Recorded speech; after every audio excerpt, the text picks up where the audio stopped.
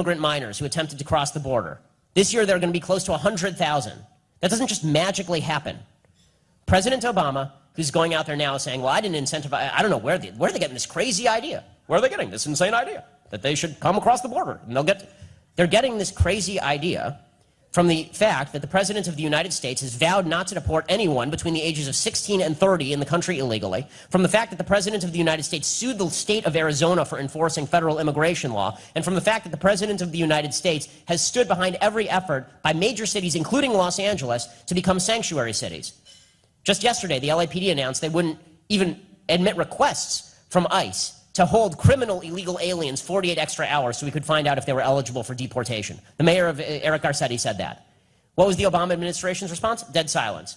But Jan Brewer says, we'd like to find out if people are illegal immigrants, and the President of the United States sues her. I wonder where these illegal immigrants got this idea. I wonder. And so the question becomes, what do we do? Because this president is a criminal, and the criminality is not going to end with him.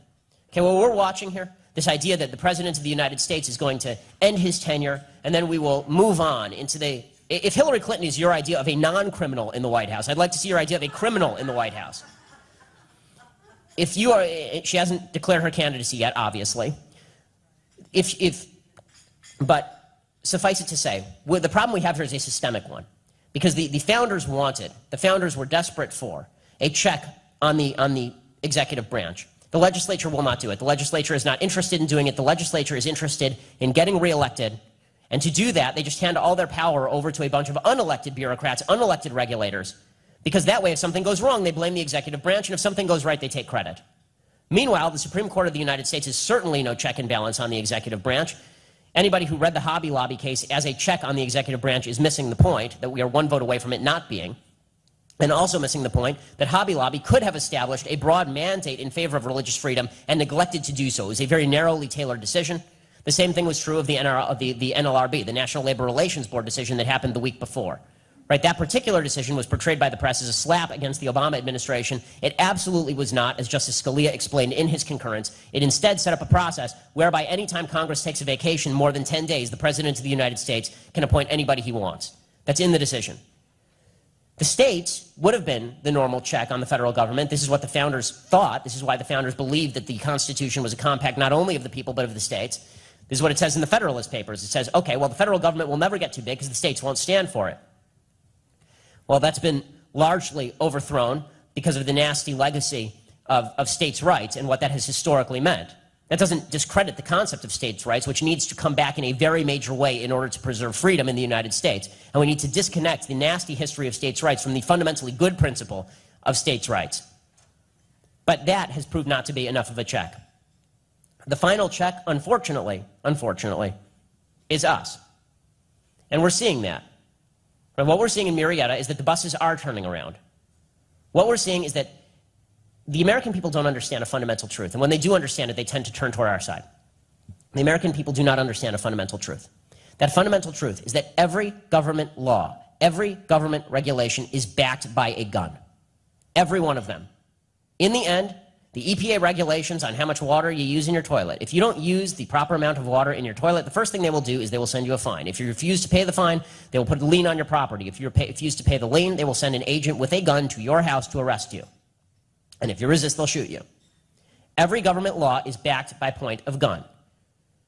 And now, if Americans realize this, if it occurred to them that this was the truth, they might be a little bit more careful about what exactly they decided to give people the power to do with a gun. Now, the left has this meme that folks on the right love guns. We love guns. You're right, we do love guns for self-defense. There's only one group in America that loves guns more than folks on the right. Folks on the left who want to use the government gun in order to violate the rights of people on the right. They love guns. They just don't want us to have them. So for the final barrier between what really is a great American past and a tremendously awful American future, then the question becomes, what do we do? And I've suggested in the book that we can pass a law that would allow us to sue the Obama administration, sue the executive branch, hold them up in court. That would do something. You've heard people like Andy McCarthy push for impeachment. Sarah Palin today pushed for impeachment. Only one problem. In the grand history of the United States, 19 total impeachments in the House, 8 total convictions in the Senate. So I don't think getting rid of one executive official once every 30 years is probably going to do it. In the end, it's going to come down to, unfortunately and fortunately, convincing people. It's going to come down to making people understand these fundamental concepts, which is why what we're doing at the center is so important, which is why the information that we propagate is so important, because the media is, of course, the great lie machine on behalf of the executive tyranny. The press is more than happy to watch the president violate American freedoms so long as he's on their side. And so we're going to have to step up. We're going to have to call things by the right name. We're going to have to tell the truth. We're going to have to go into communities we never thought we were going to have to go into. We saw today that the Republican National Committee decided that it would be a great idea to hold the convention in Cleveland, which, if it's not good enough for LeBron, it's not good enough for conservatives. But they decided to hold it in Cleveland. Republicans need to get out of the realm of this is politics as usual, and they need to get into the realm of we are fighting against a tyranny, and unless we convince enough people to fight that tyranny, we are going to lose. What they should do, what conservatives should do, Republican, not Republican, doesn't matter, what conservatives really truly should do is they should hold a convention in Detroit, in downtown Detroit. I'm talking like the worst part of Detroit. And what they should do is they should buy up one of those horrific horror show looking old buildings, you know, that looks like comes straight off the set of a zombie movie. They should buy it up, they should refurbish the inside, and the entire speech by whoever the nominee is, the entire speech should just be a long shot of the surroundings in the city of Detroit, and they should say, this is what Democrats do. This is what the left does.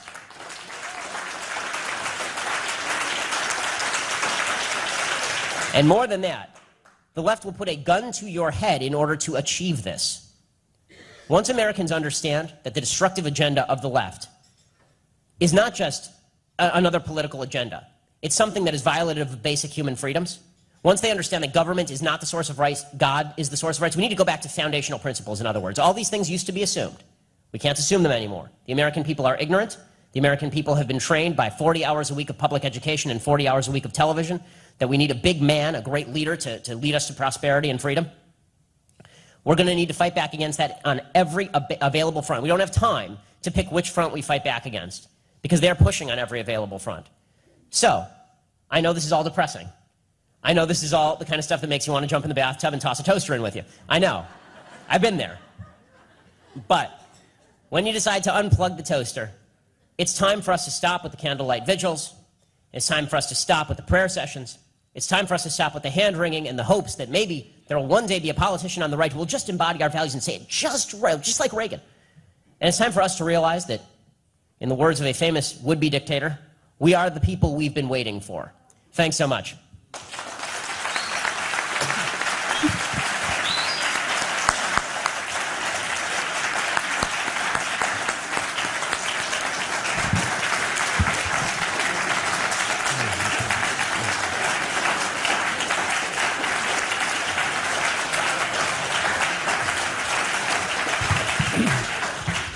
Because C-SPAN is taping, if anyone has a question, they need to line up here at the microphone. So if anyone has a question for Ben, please come up and ask.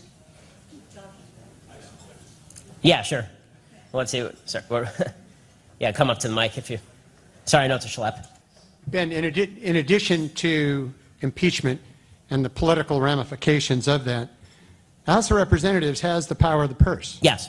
No, this is absolutely true. Could you comment true. on that? Yeah, the House of Representatives should be, and this is what they should be doing this all along. I recommended this to the House leadership, which of course they ignored. The House of Representatives should not be doing what Ted Cruz suggested, and they should also not be funding these things. What the House of Representatives should be doing is they should pass single measure bills, one page long, on each part of the federal government. Fund the government individually and singly. No more omnibus packages. Omnibus packages are a way to hide crap. Because here's the argument that ends up happening. It's exactly the argument that Cruz was having with his fellow Republicans in the Senate as well as with Democrats. He was saying basically, look, you've created this massive sandwich, and in the middle of this is a turd. Okay, I don't like turd sandwiches. I don't want the sandwich. And Democrats are saying, yeah, but we have to eat. Right? Well, how about this? How about instead of that, we just separate the sandwich? We'll pass a bill for bread, and then we'll pass a bill for lettuce, and then we'll pass a bill for bacon if you're not Jewish. And we'll pass all these, we'll pass a wide variety of bills, singly funding each element of the government. And then, when we're all done doing that, we will leave out certain things that we don't want to fund. Right? Let the Democrats stonewall a bill to specifically fund a particular element of the Defense Department. Let them hold that up, and then blast that out. Why are they standing against our soldiers in the field? which they would do, by the way, why are they standing against children if you're trying to fund particular aspects of education? Fund everything singly. That's the easiest way to defund. Not these climactic, these climactic battles we're supposed to have every 3 months. Where is it the debt ceiling? Do we hold that up? Do we hold it? No. Do it the way that it was supposed to be done under the Constitution of the United States. Spending and revenue originate in the House. Pass each bill singly, pass each bill 2 pages at a time so all of us can understand it. We don't have to look through 8 feet of regulations. Thanks. Why can't you get a group to impeach the president, even though the group will lose? You will get publicity. Everything that you've said will be out in the press. It'll be on the radio. It'll be on the television. This is something you can't buy. You just can't buy it. Okay, we need to understand 2 fundamental principles going into any talk of impeachment. The first fundamental principle is that obviously he's not going to be convicted in the Senate. We know that, right? He's not going anywhere. And beyond that, even if he were, then we'd get Joe Biden, who I know we all dismiss as what he is, which is a man of very little brain. But he is also a hardcore ideologue. And so the suggestion, it turns out that even stupid presidents can do an enormous amount of damage. So leave that aside for a second. The other truth, and this is what we do at Truth Revolt, is that the media will completely destroy it. The media will completely destroy it. The same way that they destroyed Kenneth Starr in order to protect their beloved Clinton. The same way that they're going to destroy these protesters in Murrieta. What we need to focus on before we even get to that is winning back the hearts and minds of the American people. Because the way this is going to come off, and you know where the media narrative is going on this, and you can predict it. And this is not me agreeing with the media narrative, obviously. It's false, it's a lie, but this is what the media does. What they will do is they will state that the only reason to impeach Barack Obama, who has committed no crime, of course, which is what they'll say, the only reason is because he's a black guy. Right? We're all a bunch of racists, and so therefore it would be a backfire. I am not focused, as much as I say that Obama's a criminal, there are lots of criminals. There are lots of them. Right? They're stacked up in the DOJ, they're stacked up in the EPA, they're stacked up in the IRS, they're stacked up in every executive branch of government, and every executive agency, by the way, has its own SWAT team. So all the criminals are in the government, they all have guns. The solution is not to get rid of one guy, the solution is to defund all these various parts of the government. If we're going to do something in the House, let's do that, because that's actually achievable. And then the solution is to work on convincing the American people that it's actually worthwhile being an American, because right now we don't have a battle in this country between one ideology that's American and another that's quasi-American. We have one that's American and we have one that is absolutely and utterly foreign and antithetical to American ideals. Excuse me. My question is, I think most of us know that all those emails that they claim that they've been destroyed or crashed, I believe in my heart that they will eventually be found. I believe that they've been backed up. They're probably backed up at the NSA. I'm sure. Yeah. The question is... When's the last time you lost your emails and you took a drill to your computer to get them out? That's what they did. They drilled a hole through Lois Lerner's hard drive. Legitimately. Yeah. When she said her computer was broken, they took a drill and drilled a hole directly through her hard drive. Exactly. Well, eventually they're going to be exposed, and we're going to learn about them. And once we learn that they're tied to the White House directly, my question to you is, do you think that will be enough will be the straw that breaks the camel's back, that some extreme action could be taken to remove this man from office? Well, I think that, again, this is, again, the impeachment question in a different guise. I don't think that there's going to be anything that encourages Democrats to impeach their own president. It's not going to happen. What we should be focused on is the portrayal of folks who are criminals. And that's why I think it's important to speak of them as criminals. And it's important to recognize the criminality and the absolute evil of so many folks in the executive branch, because it is evil to violate the rights of other people. As far as the IRS scandal, I actually do not believe that the emails will be found. I believe that if they are found, I don't think there will be a smoking gun, because Barack Obama is a lawyer, and all lawyers know the fundamental rule of committing a criminal act: don't put it in writing. I highly doubt you're ever going to find an email directly from Barack Obama to Lois Lerner saying, you know, it'd be awesome if you just went after the Tea Party patriots here. I really don't think that you're going to dig that up. And you don't need to. I mean, that's what's so insane. In this country, you don't need to do that. This is what the Racketeer Influenced and Corrupt Organizations Act, the RICO Act, was created in 1970 to go after the mafia. The premise of that act was that it was very difficult to tie the heads of the mafia, the Don Corleone figures, from to the Luca Brasi figures, because there was never a direct chain of command. Right? There was never a direct order. So they created RICO to say, okay, it's obvious that you wanted this person to be killed. You're obviously a conspiracy. And so now we're going to drag you all into court together. That's what the executive branch is. It is a mafioso organization. The President of the United States never needs to say to Lois Lerner, target 501c4s on the other side of the aisle. All he has to do is make a bunch of speeches about how Citizens United is evil and terrible, and wouldn't it be great if somebody did this? And a bunch of senators on the Democrat side of the aisle need to send a letter, which is what they did, to the IRS saying, please target some Tea Party groups, and magically, voila, Tea Party groups targeted. And then, of course, you have people running to the microphones to declare it a phony scandal. Here's the problem. The media has such utter control over the narrative in this country, and this is why we're going to, I've been begging folks. There are folks on the right, and they will drop $400 million on crappy ads in far-flung areas of Virginia for Mitt Romney, right, that nobody will ever see.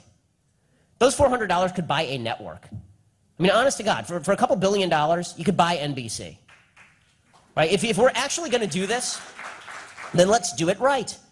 Let's get into the business of taking over the things people watch. It's amazing. I mean, we on the right, we're acting like it's still 1790, and now it's time for us to print up and distribute a bunch of pamphlets. Pamphlets are great. Okay, they are. They're wonderful. But it turns out that most people my age have never read a pamphlet. Most people my age don't even know what a pamphlet is. It's some sort of e-book? What is it?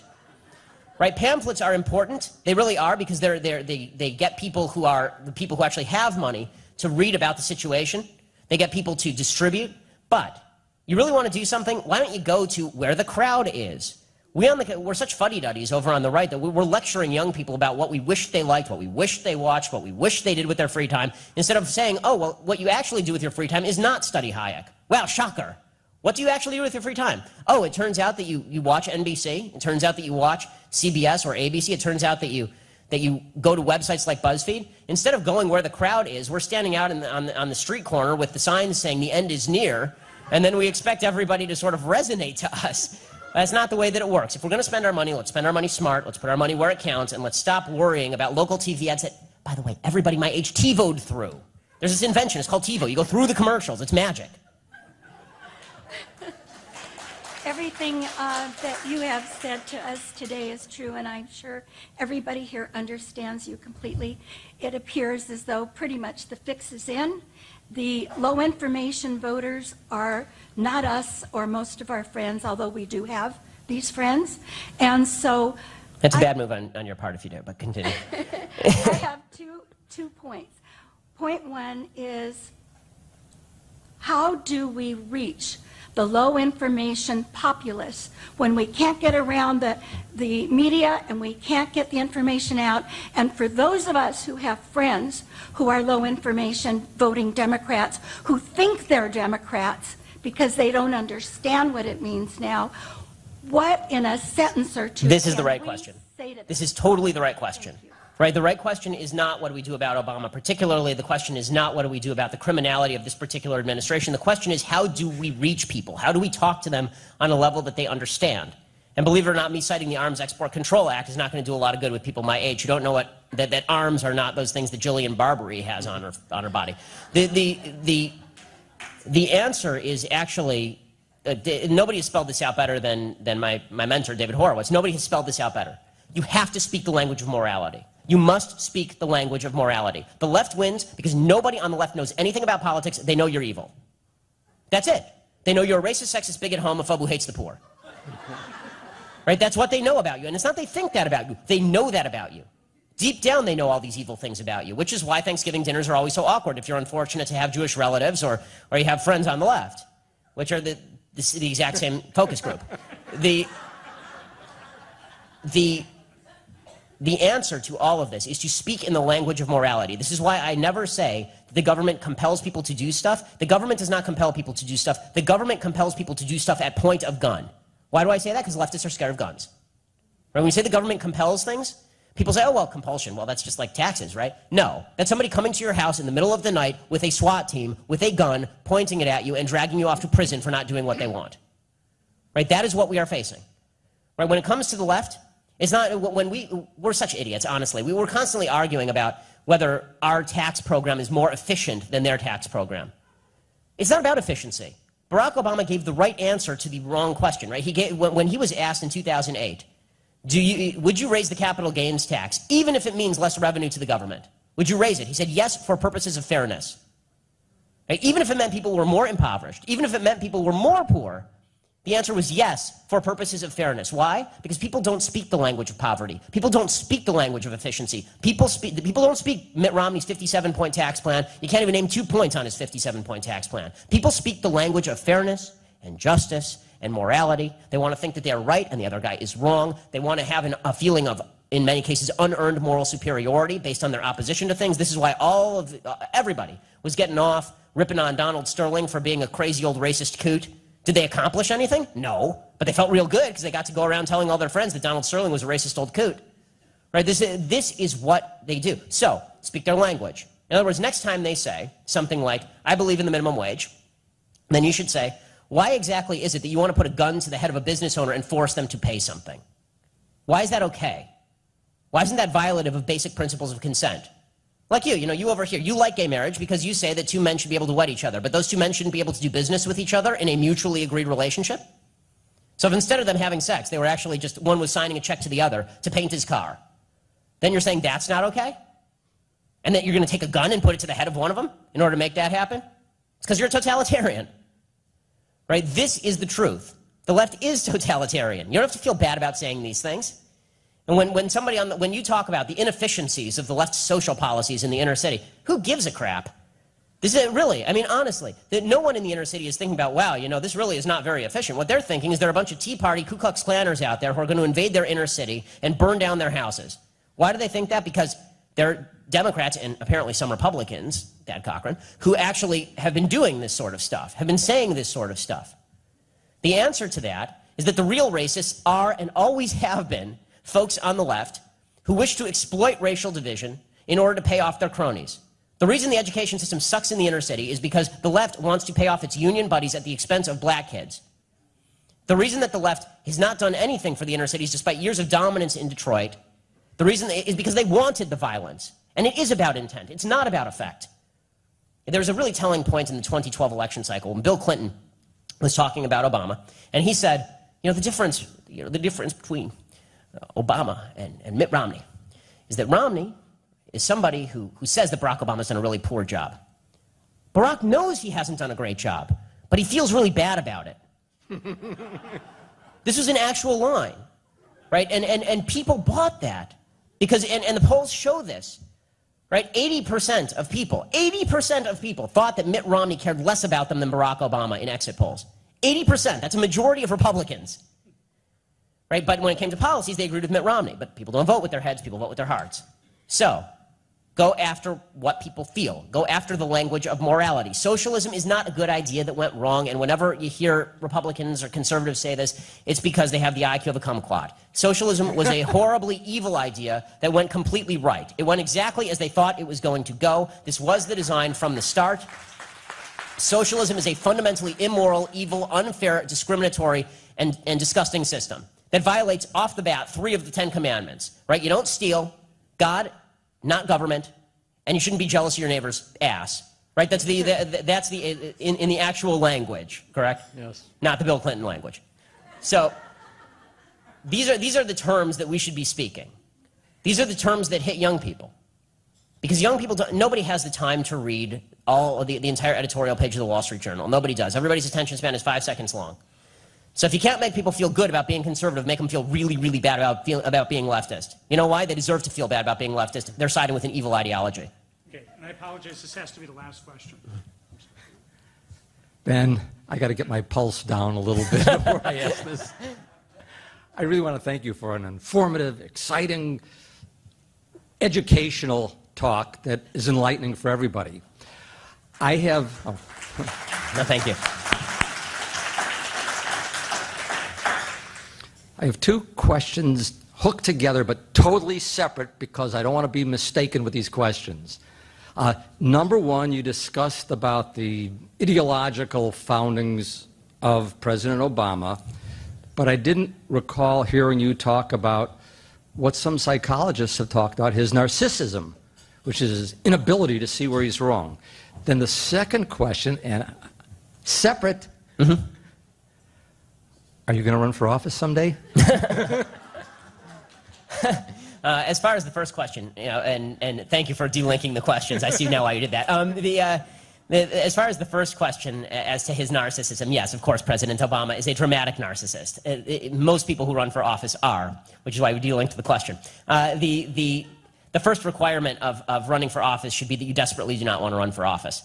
That would be a good start. But as far as President Obama, his narcissism, yes, he's an egoist, but this goes along with the overweening sense of self that comes along with a nihilistic atheism resulting in his ideology. This is what the left is all about. It's all about narcissism. It's about your feelings. It doesn't matter if that black kid in the inner city gets shot in the face a couple of times. All that matters is that you feel good about what you say about the black kid who got shot in the inner city, even if you didn't save him or you're not going to save his neighbor. Leftism is all about narcissism. It's all about helping yourself, because socialism is about narcissism. Socialism is based on the fundamental premise, I'm breathing, I'm here, feed me. Okay, it turns out that my 5-month-old baby is a socialist. She is, right? She's hungry, I feed her, she poops, I clean her.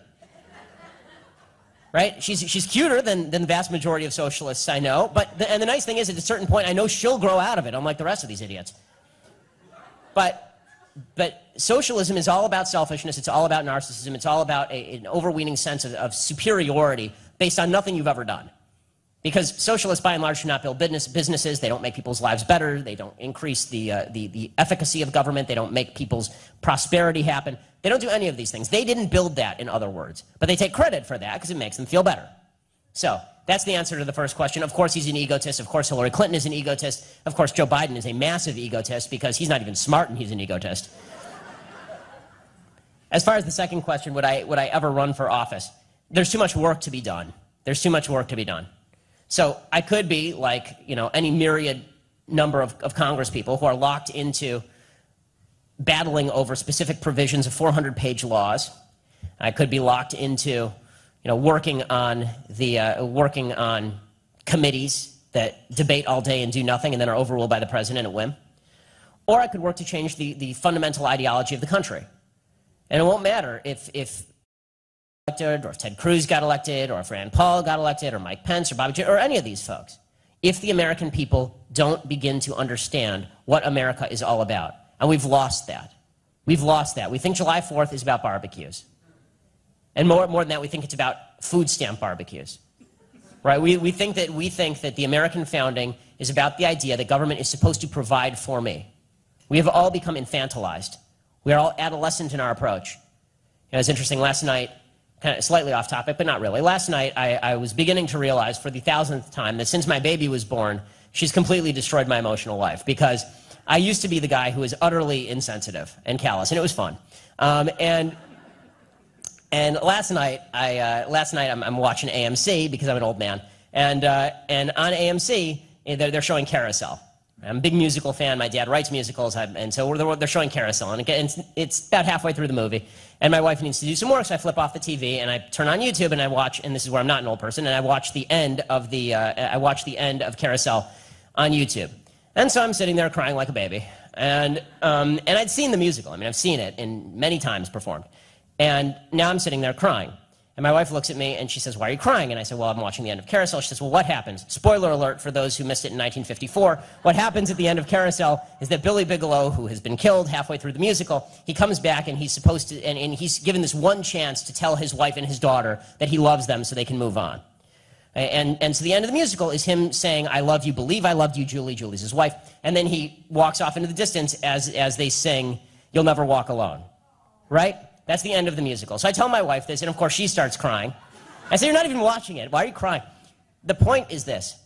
For those of us who are responsible, for those of us who care about children, have children, care about the future, recognize our own mortality, realize there's something beyond ourselves, this is not a fight we can afford to lose. There is something beyond us. The left, they're a bunch of adolescents. They don't care about the next generation. In fact, they're willing to bankrupt the next generation so they can have a good old time right now.